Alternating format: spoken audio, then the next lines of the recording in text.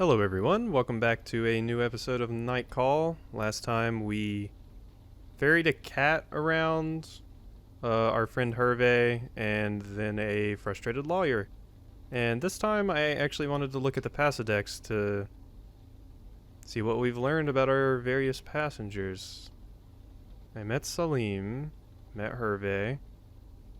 Apparently there's a lot to unlock with her. I met Sonny, and Sonny's pretty simple. He just thinks I'm swell. I met Ludivine. Things didn't go well at first, but they ended up okay. Kadir. Told you he was reading. Annabelle. The weird-ass cat. Santa. Was seen. Oh yeah, that's me. That's the weird me I saw in the back seat. There's my boss. And there's Busset. Okay. Just wanted to check out and see what that was all about, because I have seen it mentioned before. Okay, so we've looked at all our interesting destinations we can see. How about we... he's closer. I'm not really aiming for anyone in particular, unless it's specifically one of the people I see that are on my list, and I can't remember many of them. Excuse me? Night Call, you okay?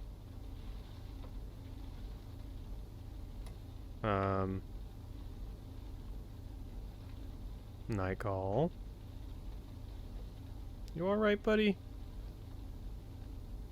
I have to go back to the main menu and click continue again here. Yeah, let's do that. Back to menu. And let's go back in and hopefully that fixed it. That was an odd bug. It just kind of zoomed in on the map and then nothing happened. Like it couldn't load the scenario or something. Oh no.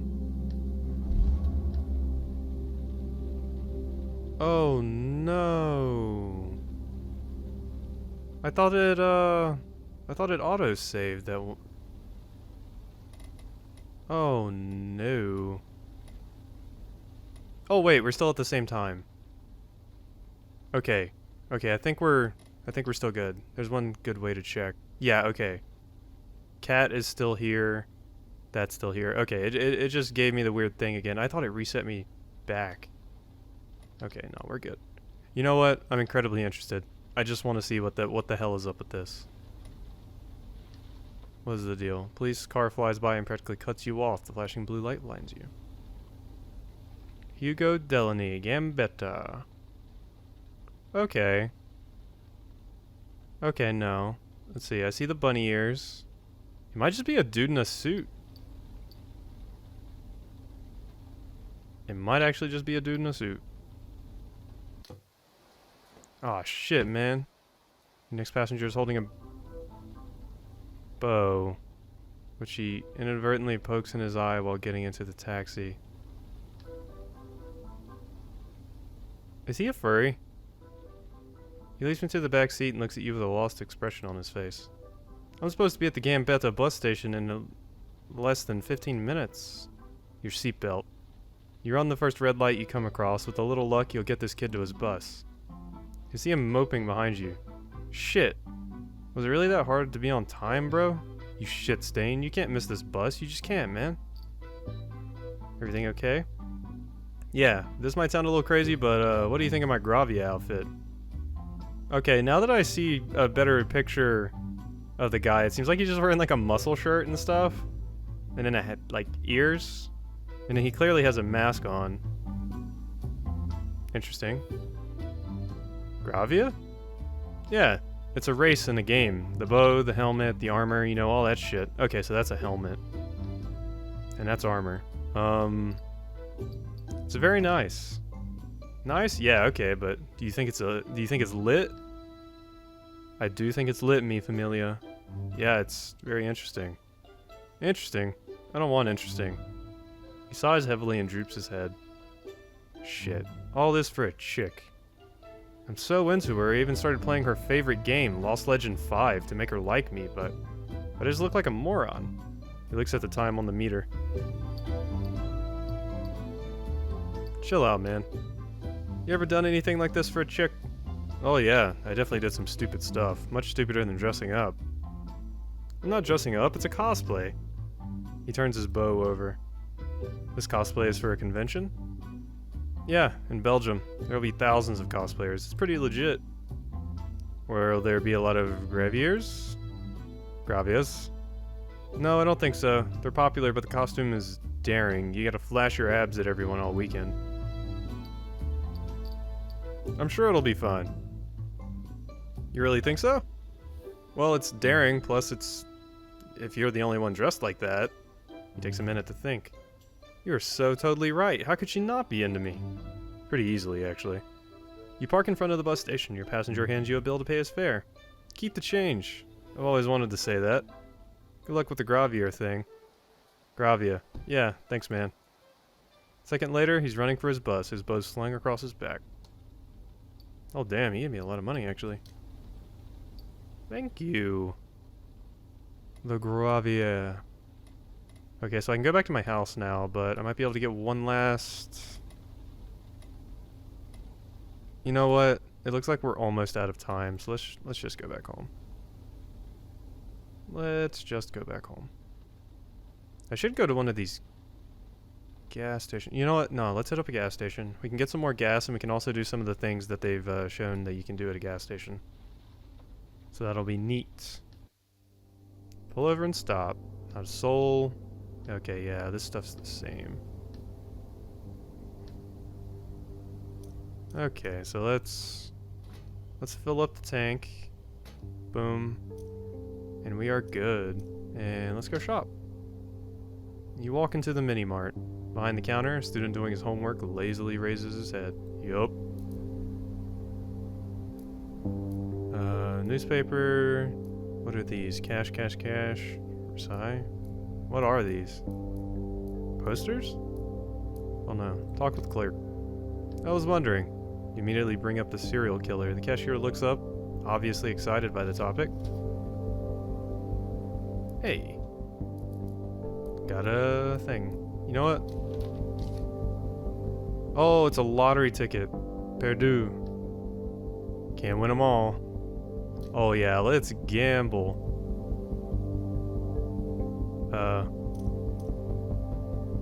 Oh, I didn't see what that said. Maybe he said they were closing? Oh well. Get into your taxi and drive away.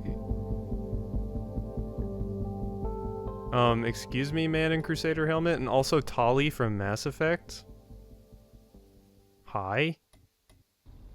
Okay, yeah, we got some weirdos.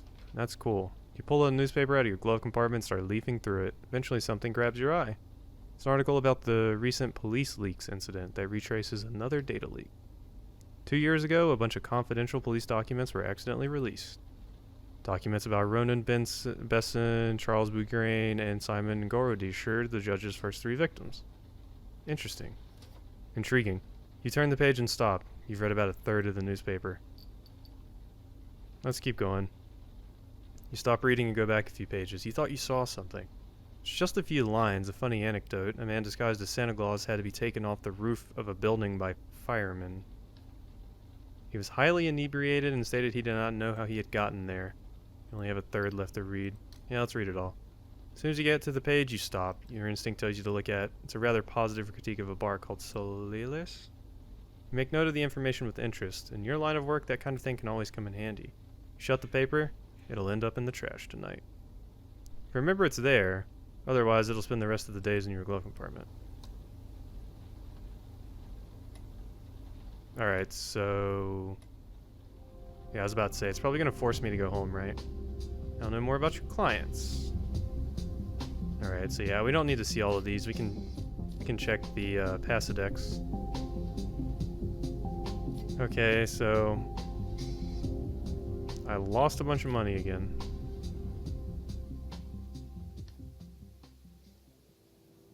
Take a few minutes to update your board with your new clues. A bus goes by, making the walls shake. You crack your knuckles and get to work. Alright, so we got this new information. Hold to investigate. 2 new clues. 2 new clues. Okay. So, I still haven't gotten a good description of how this really works. So let's put this there. Victim. So you're all gonna. So this'll tell me who all this connects to. So this, I'm gonna move this up in front of you. You deserve this. Killer's height and killer wearing black gloves. So victims are the wealthy. The second victim had a stolen wallet. You deserve this. He's about the same height and he was wearing black gloves. Yeah, so I don't think it's Hervé. Cop. Dad was a cop. Died 2 years ago. Mom got health issues. Gay. In a relationship. Never disclosed this. Claudia. Legal examiner. Lost her parents to the Argentina junta. Time is up. Which is apparently, we learned that that was something that the junta say. Message on crime scene 3 linked to the process. Victim, colonel of the junta. Okay, I'm getting it. Victim 2 had a stolen wallet. That's applicable to you, I guess, because you're a bum. Like, that's the only reason. Okay. Victim 3, known to have tortured prisoners. Escaped from Argentina, lost her parents to the Argentinian junta. Time is up. Message linked to the process. She matches the height. The third victim was a colonel of the junta. Okay, so yeah, let's line all of these up for you because they make a lot of sense for you. The killer's height is just going to go there. Known to have tortured prisoners. We're going to put that there for you. I just feel like I need to organize this a bit. Okay, Salim. Well-known lawyer from St. Owen. Defender of the Noire case. Defender of several molested kids in poor neighborhoods. Was a promising football player when he was 10. Okay, message on crime scene 1. Justice. Victim number 2. He killed an Algerian man and was never arrested. Okay, that was the one that I heard in my taxi that he gave to me. So yeah, it's saying that he's from Algeria, or he knows Algerians, or he's friends with Algerians, or he's from Algeria. So he would obviously be mad if that person never got convicted for killing an Algerian man, or arrested. He might have gotten convicted. He apparently wears black gloves because apparently they all wear black gloves. Like everybody wears black gloves. That should probably just go down here with killer height, because it's just like a general one that basically applies to everyone. Victim, molester, never arrested. So that's the deal with him. He wants people to face justice because he's a lawyer. I don't really think those are very strong accusations, personally. So we're just gonna... I think Salim's good for now. Now, Paul... Yeah, you're an interesting one. The killer had wrinkles on their hands, which only applies to these two, because they're the only old people, I guess. And the weapon was a rare gun used in the 70s, and he was a cop in the 70s. He's divorced from a judge. Yeah, okay. And these, we don't know what they go to. Killer knew, killer fought with victim 3. Okay, let's move some of these. Oh, wait, yeah, we're running out of room here, actually. Spent bullet case. Victim with a bullet in his neck. Yeah, okay. Back to desk. We have nothing else, so we can end the night. The phone rings and you jump. You're not used to hearing it. No one ever calls you. It must be Busset. Pick it up. You pick up. Busset sounds irritated. You there? Yeah. Listen, it's... She pauses. You suddenly hear a ruckus in the background, probably noise at the station. Busset raises her voice. Anyone got the time? Hey, guys, anyone? Fuck, they're all Neanderthals here. Listen, it's early and I'm wiped out. So are you, I bet. Let's get this straight to the point. What do you have for me? In a calm and methodical voice, you start giving her the evidence you collected. You start with the first suspect, their connection to the victims, the rumors, then the second suspect, and so on. A few minutes in, she lets out a whistle. Not bad at all. Seriously, you should come get a lesson to the zombies I work with. A long sigh. I have some good news for you. We checked the alibi of one of the suspects I gave you. As you listen to her, you turn to the board and pull down the suspect she's referring to. So it's gotta be someone else. She snickers. You know how lucky you are? I'm doing your job for you, pal. Okay, enough chit-chat. I gotta run. I'll call you in 2-3 days, okay? Understood. Good. Good doggy. Wow, didn't know we're getting into some femdom shit here. I'll call you in 3 days and you'd better have what I need to make a proper arrest. The DA has fangs. We're pretty sure he's going to turn into a werewolf at some point. She babbles on for a while, her voice becomes softer but just as sarcastic. That would explain his terrible breath. Wow, you're insufferable. Okay, I'm out. She hangs up. You hold the handset to your ear for a while. You have just one thing in mind. Sleeping. And forgetting it all. Okay, who's the one we pull down? Claudia. With a heavy hand, you wipe your tired face. You open the sofa bed. Into the day. Yeah, I don't think this ever changes. It's slowly filling up. You wipe your hand over your face like it'll help sleep come. Your fingers are shaking. Stress, probably. You shake your head and your mind wanders for a second. You suddenly fall asleep. Your breath becomes slow and steady until you understand you are no longer breathing. You open your eyes and look at your chest. Something has cut out a square of skin and flesh in order to pull out your lungs. Shit! You sit in your bed and breathe. A nightmare. What a weird nightmare. Someone's surgeon simulator in his lungs. You fall almost immediately back to sleep. What a weird nightmare, dude. Alright, normally I would want to stop here, but I think if I stopped here, the video would be kind of short, so let's keep going. You have one eye, it's pitch black, time for work, get up, a few minutes later, you're outside. Night 4. Alright, well, what do we have? Looks like we have some investigation spots to look into. So, why don't we? So Claudia was the only lady on our list. So we don't really have to focus on women anymore, it seems, if we're actually trying to look for our suspects. Although they could still have important information. The police archives look like any other building in Paris. No sign, nothing to make it stand out. This is where all the case files and criminal records are stored. You know the place well. For several months you spent a lot of time with the woman who directs it. She was a regular passenger, calling upon you almost every night. First as a driver, and then as a lover. You can see her shape from across the street. You try to prevent your brain from going there, but it has a mind of its own. She's as beautiful as ever. You get out of the cab. You cross over to the sidewalk on the other side. Helene? I'm just gonna call her Helen. I'm not going to lie, I was surprised by your request. She lights a cigarette. She still has that cold, distant look about her. But you know, it's just a facade. You don't smoke anymore? Yeah, you know what, let's try to quit. No, I'm trying to quit. She has trouble articulating with the cigarette in her mouth. Good luck with that. I just can't manage. She runs a hand through her hair. Her wedding band shines under the street lamp. You're freezing. Listen, I'm sure you know I'm not allowed to give you this kind of information. But if what you said was true, then you get the impression she's reaching for your side.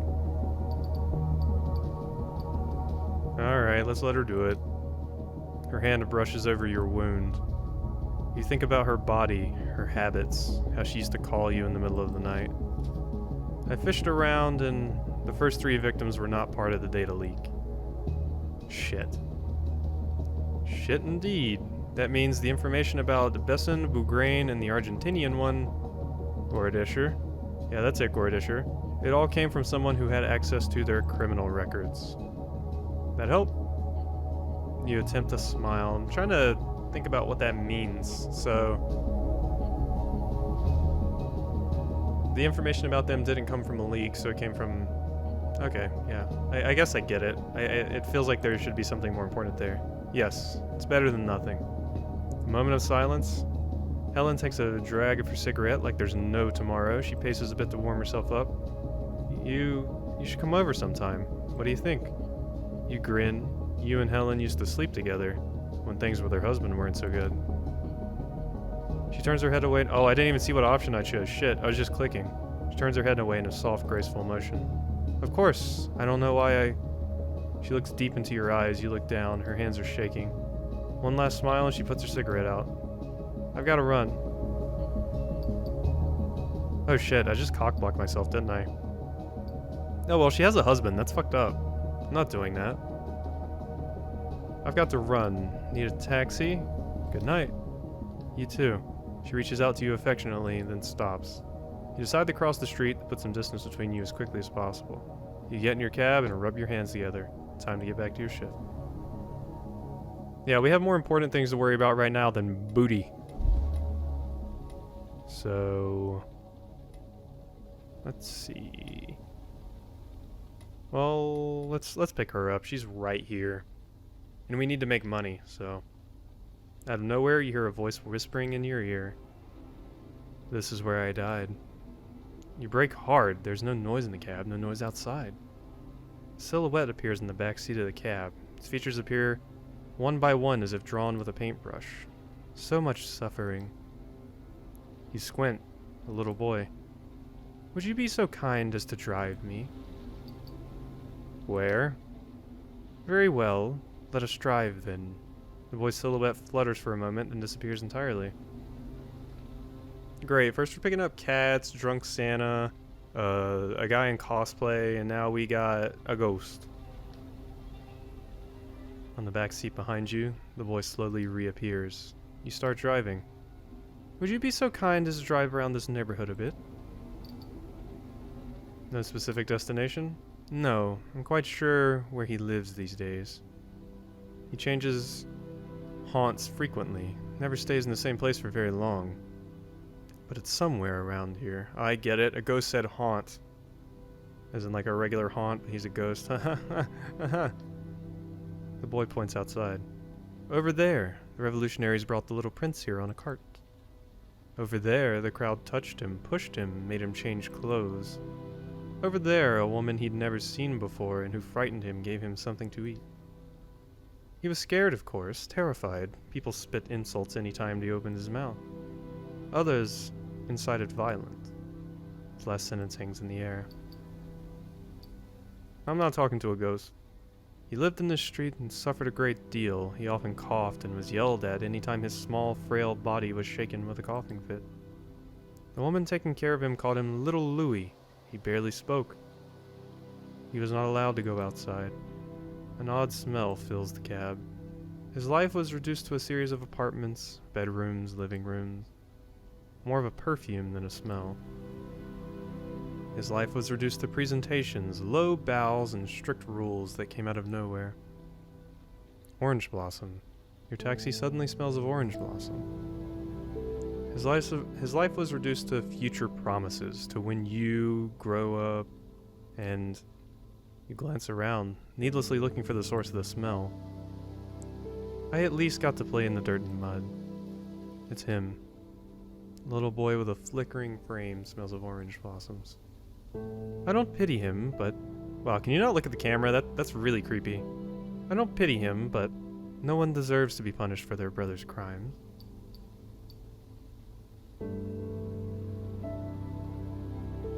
I don't pity him, but no one deserves to be punished for their brother's crime. Right here. He points to a house down the street. Stop. It's right there. This is where Louis the 17th lives. Pull over. Louis 17th lives here? Why the fuck should I care? Turn around and see the back seat is empty. You sneeze. All the anger you were just feeling has vanished. You avoid your own reflection in the rearview mirror. Okay, that was an odd one. That was a really odd one, actually. That one was, yeah. Freaky. Oh, that's the same one. We pick up the same kid. Because that's the portrait I clicked on, so I'm guessing that's maybe his mom or the person that took care of him. Alright, let's go over here to person that looks like he's wearing like a Robin Hood hat, like a tricorn hat. Can't tell what that is. It might be a beret. It's probably a beret. Oh no, is it this bug again? Can you just not interact with that character? I think that character is actually just like busted. Because yeah, this is the same. I almost clicked quick game. This is the same bug I had then. Come on. That's an odd bug to have and is sorta, I wouldn't say it's game breaking, but yeah. Night 4, 23, 22, 36. Okay, so let's just check the Passadex.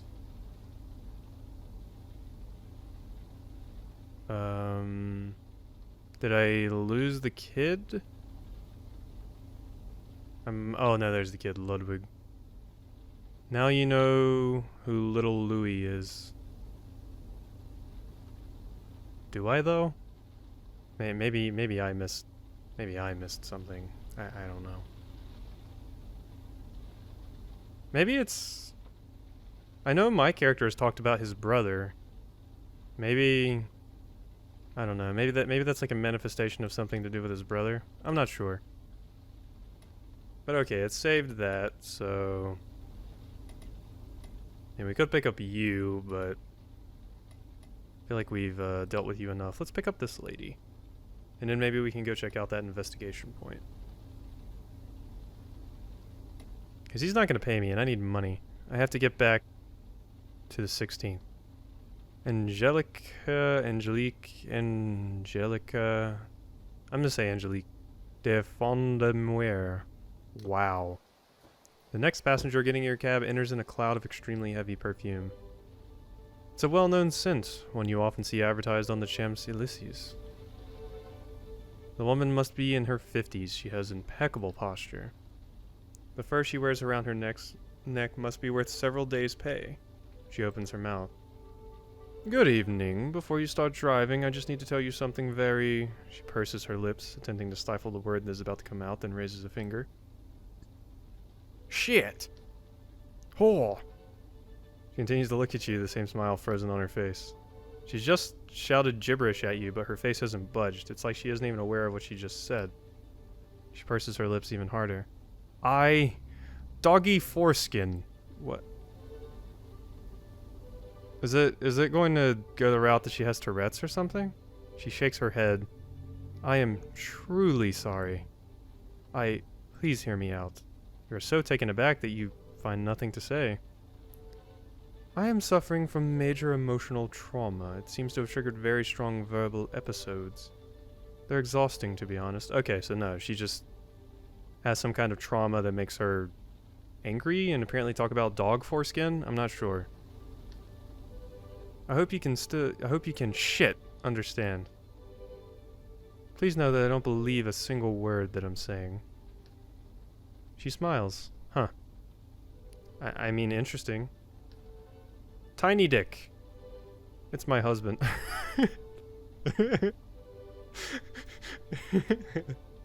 Is there something you're trying to tell me, ma'am? She shrugs. Married for 25 years, 2 kids, a house on the coast, all sorts of fun plans for the future, then a sad smile flashes across her face. Eat shit. She looks at you.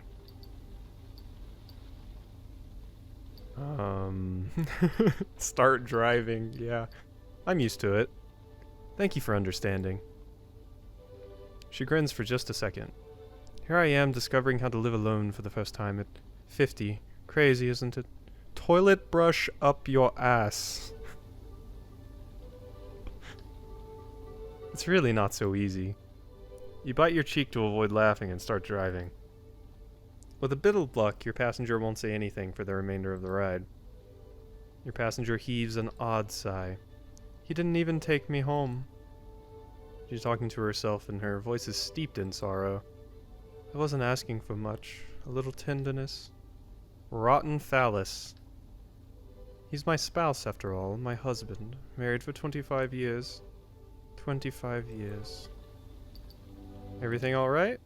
She lifts her head abruptly. Beg your pardon? Lowers her eyes. I was talking to myself. Lukewarm shit. Please forgive me. Nod. You keep driving in silence. Your passenger stays still and quiet until she starts mumbling again. You can't hear everything. From time to time, a terrible swear word or degrading insult pops out. If you would at least have...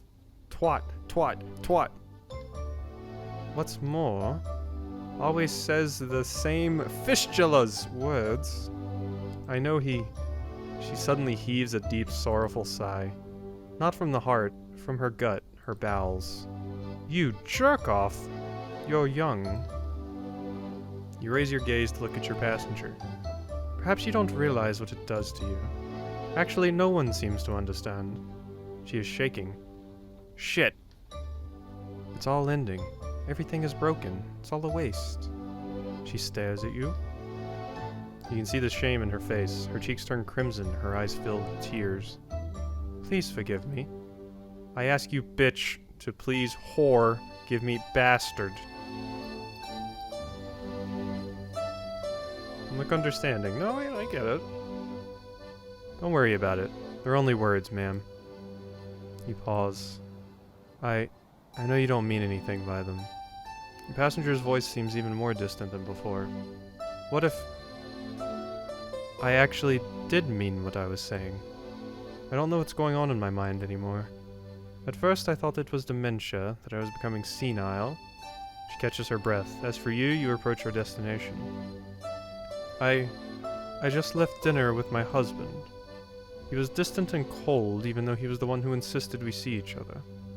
He even chose the restaurant, La Pierre, a very, very nice place. She shakes her head. I still don't really know what he wanted. He ate almost nothing, didn't drink a drop of wine. It was dismal. Then he got up and left me there alone like a fucking idiot. She smiles. A fucking idiot. That's what I am. One hell of a fucking idiot. She sighs with relief. Excuse me, but... I think that did me some good. Your wide eyes make her laugh. Sorry, I got carried away. It was... You look for the right term. Oh, that's me. It was. Surprising. She giggles. It was the first and the last time. Cross my heart.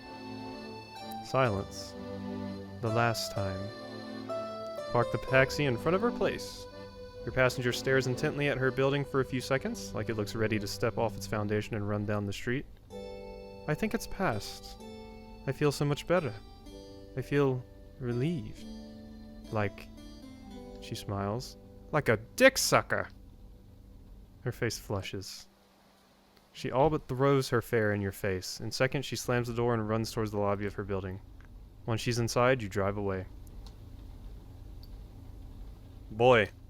Here I was thinking this game was going to be like super serious all the time, but between Santa and the cosplay guy and the cat and now this person, I'm seeing that that is actually not the case. So I think I'm going to go ahead and end this video off here. I hope you have enjoyed, and I will see you next time.